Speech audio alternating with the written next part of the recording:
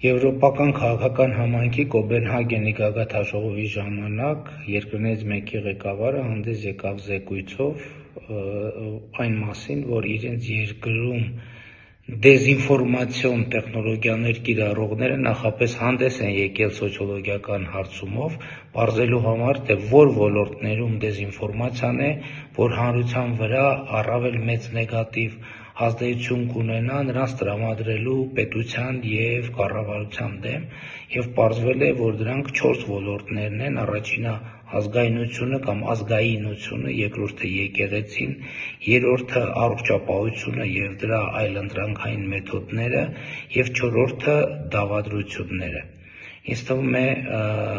պարզ է, թե առակս ինչ է ցուցանում, և հաջորդ հետևությունն այն է, որ մեր հանրությունը այնուամենայնիվ շատ հարցերով շատ չի տարբերվում եվրոպական շատ հանրություններից։